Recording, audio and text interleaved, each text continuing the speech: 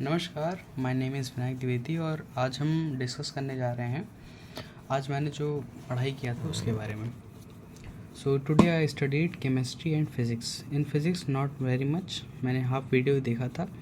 उसके बेसिस में आपको एक्सप्लेन करूँ तो मैंने लेयर सर्किट स्टार्ट करने वाले थे और सिमेट्री ऑफ सर्किट स्टार्ट करने वाले थे। एक्चुअली मैंने उसके पहले तक जो रेजिस्टेंस निकालना होता है डिफरेंट सोर्सेज में, मैंने उसको देखा था, निकाला था। इट वॉज लाइक मीडियम और कैन से टफ, इसी रेंज में था, मीडियम से टफ के रेंज में। आसान ऑफ कोर्स कुछ था नहीं, ये था कि प्रैक्टिस करने से आसान हो जाएगा।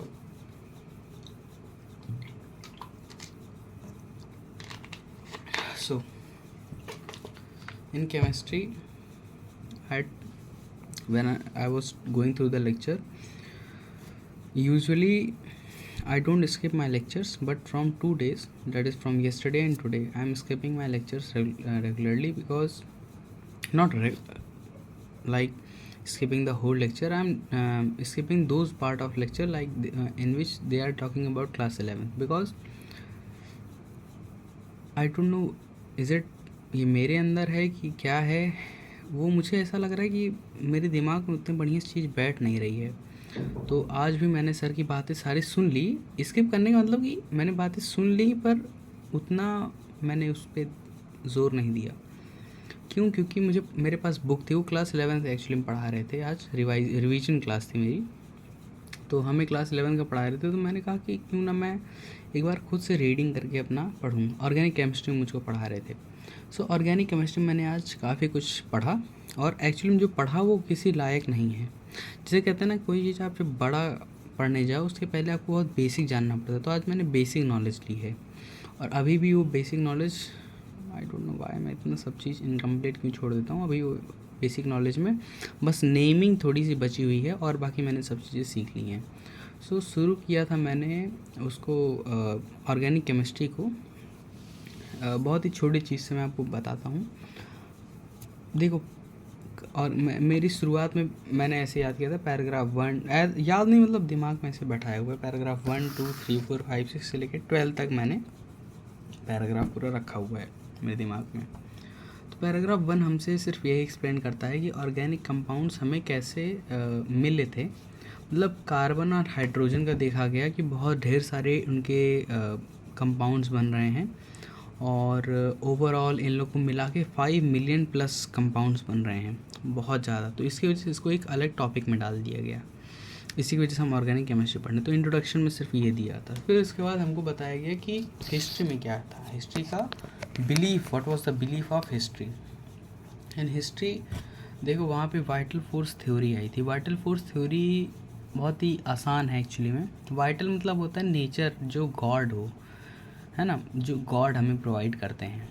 सो पहले it was believe that scientist used to believe actually that the plants, animals, human beings, the compound that are inside them are vitally present. Vitally means it has been given or provided by some entities, god-like entities. So that is why it was called vital. And then it came after time, that it evolved after time and it came to be known as vital force theory, which says that carbon compounds are obtained from animals and plants. Okay, that is provided vitally. Then in 1828, it was also believed that organic compounds cannot be prepared. As I earlier said that they were actually provided by God. So in 18 until 1828, when a scientist Holer, WHLER, it was his name, he prepared the urea from ammonium cyanide. That is, the reaction was in his laboratory only. The reaction was NH2CO, NH4C NH2 NH4, let me just CNO4 NH2. It was that reaction, CNO4 NH2. CNO NH4CNO2, NH4CNO2, NH4CNO2, and it gave NH2CONH2 would come out to be urea. So when he boiled that, it gave him the urea, and thus it was prepared in laboratory. So vital force theory came to an end then many scientists came and gave their prepared different kinds of what we say compounds. Yes, thus vital force theory came to an end. Now comes what is organic chemistry all about. Organic chemistry is all about hydrocarbons, or you can say carbon and hydrogen. Yes, it has lot of compounds that it is dependent on that only. It has nothing else. Yeah, so after the Holler scientists prepared it, then came what is organic chemistry. So organic chemistry is like as I said that hydrogen and compound का जो mixture होता है उसे वही होता है organic chemistry में, है ना. ऑर्गेनिक केमिस्ट्री, और हम क्या कह सकते हैं, हाइड्रोकार्बन्स और उनके डिराइवेटिव्स. हाइड्रोकार्बन्स क्या होते हैं, जो हाइड्रोजन और कार्बन से मिलके बने होते हैं उन्हें हम हाइड्रोकार्बन्स कहते हैं. अच्छा, उनके बाद इनके डिराइवेटिव्स होते हैं जिन्हें हम ऑर्गेनिक कंपाउंड्स कहते हैं, और ये सब ऑर्गेनिक केमिस्ट्री मिल के बनाते हैं. अच्छा, इसके बाद हमने क्या सीखा था, इसके बाद हमने सीखा था कि अच्छा हम ऑर्गेनिक केमिस्ट्री क्यों पढ़ते हैं. तो कई रीज़न मैं बता रहा हूँ ना, ये सब बहुत इंट्रोडक्शन मैंने आज सिर्फ पढ़ा हुआ है, तो आज का पूरा वीडियो सिर्फ इंट्रोडक्शन पे ही जाएगा. सो क्या मैं बता रहा था आपको कि ऑर्गेनिक केमिस्ट्री हम क्यों पढ़ते हैं. ओके, ऑर्गेनिक केमिस्ट्री में इसलिए पढ़ते हैं क्योंकि इसमें हमारे पास जो कार्बन है वो 5 मिलियन प्लस कार्बन है हमारे पास. तो 5 मिलियन प्लस की स्टडी करने के लिए हमने एक अलग सी ब्रांच बनाई जिसे हम कहते हैं ऑर्गेनिक केमिस्ट्री. यहीं से एक्चुअली उसकी डेफिनेशन भी है कि the branch of chemistry which deals with the study of hydrocarbons, और you can say carbon and hydrogen compounds, is called organic chemistry. Okay, अब जैसे थोड़ा थोड़ा याद आ रहा है मुझको, मैं बता रहा हूँ आपको. सो ये सब चीज़ें थी. उसके बाद हमारे पास क्या होता है, ये हाँ, ऑर्गेनिक केमिस्ट्री में क्यों पढ़ते, तो मैंने बताया 5 मिलियन प्लस हाइड्रोकार्बन्स डेरिवेटिव्स हैं. फिर इसके बाद आइसोमर्स हैं इनके, है ना, आइसोमर्स हैं, और भी काफ़ी प्रॉपर्टी शो करते हैं, मेल्टिंग, बॉइलिंग पॉइंट जैसे वेरिएट करते हैं एक दूसरे से काफ़ी, और भी ऐसी काफ़ी चीज़ें हैं इनकी वजह से ऑर्गेनिक केमिस्ट्री में पढ़ते हैं. अच्छा, हम कार्बन को ही क्यों लेते हैं, वाई ऑलवेज कार्बन. भाई हम चाहते तो ऑर्गेनिक केमिस्ट्री में why we did not take nitrogen, sulphur, oxygen and all the other elements other than carbon, although we use them somewhat, like we have studied C's, like C's added with nitrogen. Okay, it forms triple bond, C triple N. Okay, triple bond with N. So what happens ki because it has a property which other elements usually do not have. What property does it have? Now first property it has catenation. Catenation क्या होता है, self linking या फिर दूसरों से link करने की property को हम कैटिनेशन कहते हैं, उसे कहते हैं कैटिनेट करना. तो कार्बन जो होता है ना, उसके अंदर होता है कि खुद से खुद को वो अपने आप को मतलब बॉन्ड से जोड़ लेता है, या फिर जो कार्बन होता है वो किसी और से जुड़ जाता है ना. तो इसे हम कैटिनेशन की प्रॉपर्टी कहते हैं. दूसरा इसके अंदर क्या है, it has a property tetravalency. It has tetravalency. Why tetravalency? Tetravalency मतलब उसके 4 तरीके से बॉन्ड बना सकता है. पहले तो ये बता देता हूँ मैं आपको, ऑल्दो ये बाद में आएगा तो क्या करूँ, चलो बाद में बताता हूँ, ठीक है. टेट्रावैलेंसी, तो टेट्रावैलेंसी क्या होती है, वो 4 तरीके से बॉन्ड बना सकता है. कैसे? ऊपर की तरफ एक, जैसे आपको अभी तक आपको ऑफकोर्स पता ही होगा, कार्बन के ऊपर एक, इधर एक, साइड में इधर, वो 4 तरीके से किसी चीज़ से बॉन्ड बना सकता है. ऑब्वियसली हम लोग हाइड्रोजन अभी लेके चलते हैं, नॉर्मली बेसिक पढ़ रहे हैं, तो CH4 हम मान लेते हैं, तो CH that makes a CH4. Okay, so हाँ, ये बात भी मैंने आज पढ़ी. मैंने आज ये देखा कि जो एक हाइड्रोजन होता है और दूसरा जो हाइड्रोजन, मतलब इस तरीके से होते हैं। यहाँ पे कार्बन है, अगर ये हाइड्रोजन है लाइक दिस, इनके बीच का जो एंगल होता है that is 109 degree and 28 minute. 109 degrees and 28 minutes का एंगल होता है इनके बीच में। देन कम्स व्हाट, हाँ, सो टेट्रावैलेंसी। अब हम आपको बताते हैं टेट्रावैलेंसी का। कार्बन जो होता है ना अपने ग्राउंड से, अब आपको इतना पता हो ग्राउंड स्टेट क्या होता है, एक्साइटेड स्टेट क्या होता है ना। ग्राउंड स्टेट जो एलिमेंट का खुद का होता है, और एक्साइटेड स्टेट जब वो एक्साइट करके दूसरे ऑर्बिट में जाता है, उसके जो इलेक्ट्रॉन्स होते हैं सब शेल्स में, वो दूसरे में एक्सेलरेट करते हैं, उसे हम कहते हैं एक्साइटेड स्टेट। मैंने आपको बेसिकली बता दिया। ग्राउंड स्टेट में कार्बन का होता है electronic configuration 1:2:2 2p2, okay, 1:2:2 2p2। So third वाला ऑर्बिट इसका जो होता है खाली होता है, मतलब जो ps होता है ना, p जो होता है 2p, उसमें वो 3 डब्बे लेके चलता है, px py pz। सो जो px py भरे होते हैं तो pz खाली होता है। तो अब एक्साइटेड स्टेट में क्या होगा कि जो आपका s था वो एक्सेलरेट करके चला जाएगा z में, so it makes it tetravalent. तो कार्बन अपने टेट्रावैलेंसी पा जाता है, ठीक है। तो इसके लिए शायद इसको ज़्यादा मुझे याद है 348 किलो जूल की एनर्जी ऐसा कुछ लगता है कि, और ऐसा कुछ था, मुझे आसपास का थोड़ा बहुत याद है।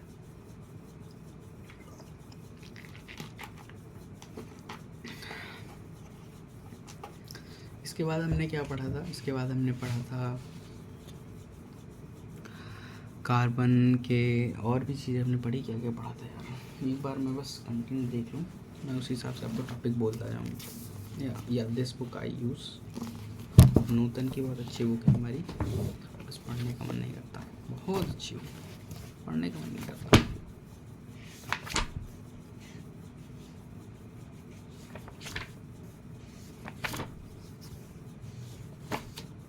हाँ, आ गया, ओके। हाँ, हाइब्रिडाइजेशन अब हमको डिस्कस करना है। टेट्रावैलेंसी तक मैंने बता दिया है आपको। Shape of carbon compounds, shape of carbon compounds जैसा कि मैंने पहले बताया था, ये लोग अपना हाइब्रिडाइज करते हैं 1:2:2 ऐसा कुछ होता है। शेप इनका कार्बन कंपाउंड्स का लोब बनाते हैं अपना, जिस हिसाब से जिसके साथ पाई रहते हैं उस हिसाब से अपना रिएक्ट करते हैं, वैसे हिसाब से अपना जो बनाना होता है बनाते हैं। किसी के साथ सिग्मा बनाते हैं, किसी के साथ सिग्मा पाई बनाते हैं, 2 पाई सिग्मा ऐसे होता है, ठीक है। उसके बाद अपने पास आते हैं क्या, effect of hybridisation on bond length, bond strength and electronegativity. Bond length पे क्या असर होता है हाइब्रिडाइजेशन का? देखो, बॉन्ड पे तो ये होता है कि जो सिंगल बॉन्ड रहता है हमारा, यानी कि कार्बन कार्बन का जो सिंगल बॉन्ड रहता है, फिर डबल बॉन्ड, फिर ट्रिपल बॉन्ड। तो मैं पहले सिंगल बॉन्ड को डिस्कस करता हूँ। इनका जो पीएम होता है वो 120 पीएम होता है। देन जो डबल बॉन्ड का पीएम होता है, बॉन्ड लेंथ की बात बता रहा हूँ आपको मैं, वो 134 होता है, 134 पीएम। एंड देन आपका जो ये होता है थर्ड बॉन्ड का, उस वो होता है कार्बन कार्बन के बीच में, तो वो 154 पीएम का होता है, यस। सो ये सब चीज़ें हो गई। इसके बाद आता है बॉन्ड लेंथ हो गया। बॉन्ड स्ट्रेंथ की बात करते हैं। बॉन्ड स्ट्रेंथ जो होता है, जितना ज़्यादा कंपाउंड का वो छोटा होगा, क्या कहते हैं, कंपाउंड का जो बॉन्ड होगी जितनी ज़्यादा छोटी होगी उसकी स्ट्रेंथ उतनी ज़्यादा होगी। ये मैं आपको एक एग्जांपल दूँ, अगर हमने बचपन में कहीं ना कहीं एक कहानी सुनी हुई है कि जब आप एक लकड़ी को तोड़ते हो टूट जाती है, 2 लकड़ी तोड़ते हो टूट जाती है, तो उसका जैसे एक लकड़ी इतनी बड़ी थी, उसको तोड़ा आपने, आसानी से टूट गई।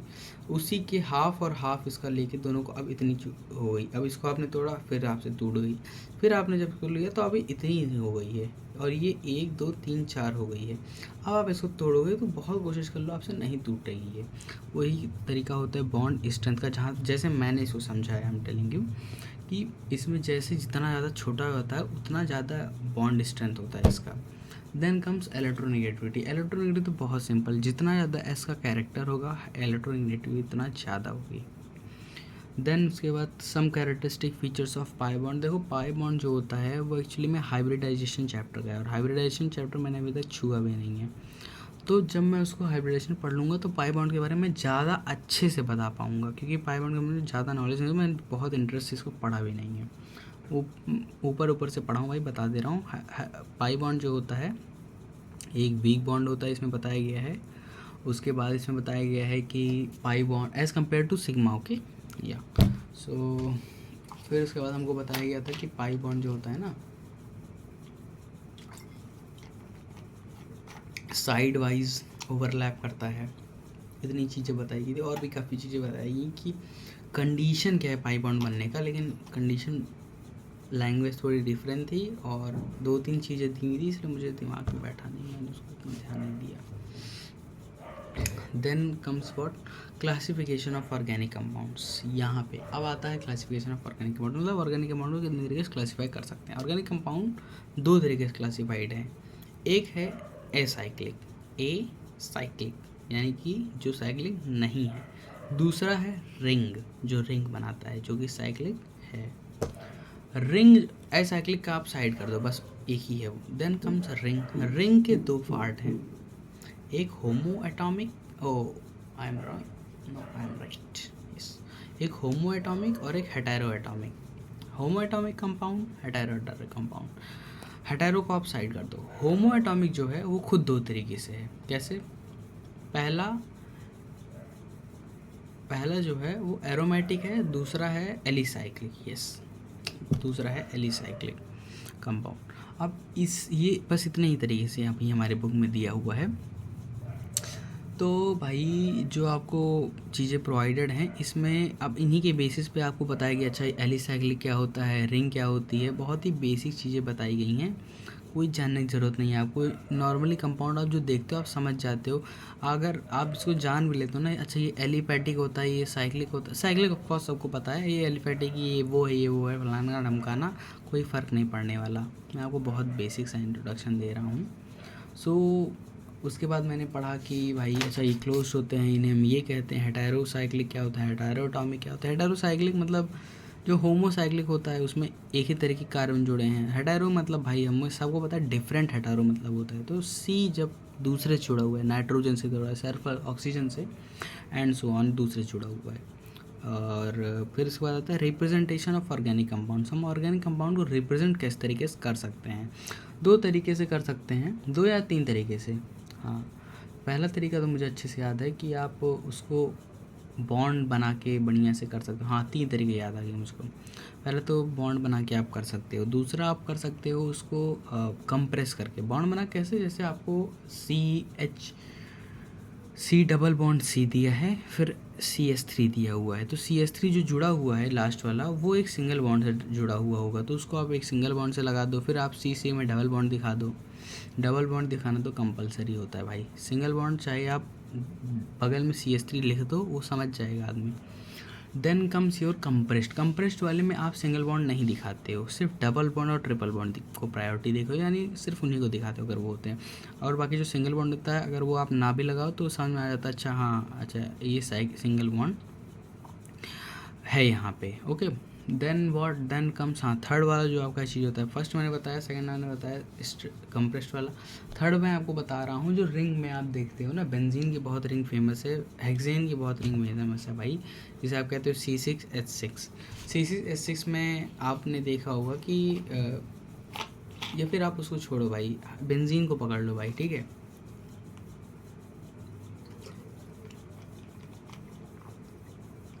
मैं ऐसा क्यों कह रहा हूँ बेंजीन को पकड़ लो, क्योंकि बेंजीन में डबल बॉन्ड होता है। सो डबल बॉन्ड वही चीज़ कह रहा है कि डबल बॉन्ड तरीके से आप एक रिंग में जो दिखा रहे हो उसे ही आप कहते हो एक तरीके से रिप्रेजेंट करना। अच्छा, इसके बाद हमने क्या पढ़ा कि साइक्लोप्रोपेन, साइक्लोब्यूटेन भाई स्क्वायर, फिर ट्रायंगल साइक्लोप्रोपेन जो था, फिर इसके बाद हेक्सेन, बेंजीन होता है, क्लोरो हेक्सेन, ये सब चीज़ें हो सकती हैं। इस तरीके से आप रिप्रेजेंट कर सकते हो, इसमें वो नॉर्मल सी बात है। Then comes your 3D model. आप ऑर्गेनिक मॉलिक्यूल्स को 3D में कैसे रिप्रेजेंट करते हो, तो ये थोड़ी बात अच्छी है इसमें। देखो जो आपका रिप्रेजेंटेशन होता है 2 तरीके से होता है, एक वेज डैश रिप्रेजेंटेशन होता है, एक सॉलिड वेज, दूसरा होता है डैश वेज। दो तरीके रिप्रेजेंटेशन। जो सॉलिड वाला होता है ना, उसमें ट्राइंगल जो बना रहेगा, इतना छोटा सा ट्राइंगल रहता है ऐसे,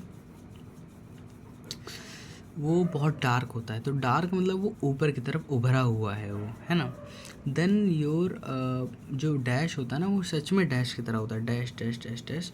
उसका मतलब वो घुसा हुआ है अंदर, कुछ इस तरीके से रहता है। अगर आपको कोई कहे कि भाई ये मान लो कि ये कार यहाँ पे कार्बन है, अब आपको देखो इमेजिन के ऊपर केमिस्ट्री रहती है, ऑर्गेनिक केमिस्ट्री।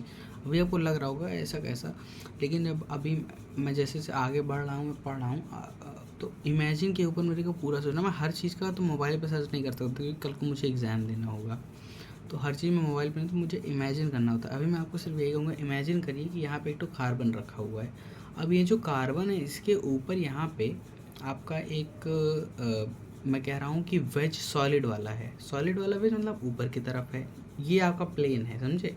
ये आपका प्लेन है, यानी कि ये आपका पेपर है, ऐसे कुछ ऐसा बना हुआ है पेपर। मैं ऐसे कर देता हूँ, ऐसा आपका पेपर है, ऐसा कुछ इस तरीके से पेपर है आपका। ये है आपका पेपर, ओके, ये आपका पेपर है, और ऐसे यहाँ पे बना हुआ है ऐसे। तो ये ऊपर जो बना हुआ है, ये आपका CH3 है, जो आपको बता रहा है ये ऊपर की तरफ है। फिर उसके बाद एक तो नीचे की तरफ है, कुछ इस तरीके से। मेरी उंगली इतनी अगर अच्छी ना दिख रही हो, सॉरी उसके लिए। ये कुछ इस तरीके से है। तो ये जो है, ये इसका ये जो ये है, ये नीचे की तरफ है। तो ये जो आपको दिख रहा है, ये है डैश, वेज डैश रिप्रेजेंटेशन, है ना, जो नीचे की तरफ गुजरेगा। तो ये प्लेन था आपका। प्लेन मतलब समझते हैं ना, एक पेपर जिसके ऊपर आप लिखते हो, वो वाला प्लेन उसे कहते हैं। तो ये ऊपर की तरफ था, और ये जो आपका था, ये नीचे की तरफ था, है ना, ये नीचे की तरफ था। तो ये डैश हो गया। अच्छा, उसके बाद आपके पास जो होता है, उस लाइन को डार्क कर दो आप। लाइन को डार्क ना करो भाई, लाइन को लाइन ही कर दो आप। उसे आप, उसका मतलब समझ आता है कि अच्छा ये प्लेन पे ही बना हुआ है। तो CH4 को मैंने आपको अभी तक एक्सप्लेन कर दिया किस तरीके से होता है। अच्छा, जो लाइन नॉर्मली आप बनाते हो ना, ऐसे लाइन खींच के, उसका मतलब प्लेन है। फिर डैश और बेस्ट डैश मैंने बता ही दिया। देन कम्स, अच्छा, hydrocarbon, functional group and homologous series. Hydrocarbons क्या होते हैं? हाइड्रोकार्बन्स होते हैं, हाइड्रोकार्बन्स क्या होते हैं, अब शुरू में मैंने बता दिया था कि हाइड्रोकार्बन से ही ऑर्गेनिक केमिस्ट्री बनी। कार्बन और हाइड्रोजन जो होते हैं, उन्हें हम हाइड्रोकार्बन कहते हैं।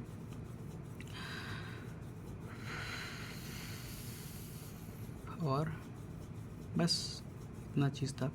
फिर उसके बाद आता है अपने पास फंक्शनल ग्रुप। फंक्शनल ग्रुप भाई देखो, हाइड्रोकार्बन जो होते हैं, उसी में ही जब हाइड्रोजन जोड़ जोड़ के आप बनाते हो, तो उसे आप कहते हो फंक्शनल ग्रुप। मतलब एक्चुअली मैं आपको बताऊँ फंक्शनल ग्रुप बनता कैसे है। हाइड्रोकार्बन्स में जब आप वीक हाइड्रोजन को एक स्ट्रॉन्ग एक्टिव हाइड्रोजन, या फिर हाइड्रोजन नहीं, एक एक्टिव एटम या ग्रुप ऑफ एटम से जब आप रिप्लेस कर देते हो ना, तो उसे वो एक फंक्शनल ग्रुप बन जाता है, ओके। अच्छा, इतनी चीज़ें हो गई। इसके बाद जो होता है अपने पास, हाइड्रोकार्बन हो गया फंक्शनल ग्रुप, वो एक फंक्शनल ग्रुप बन जाता है, ठीक है।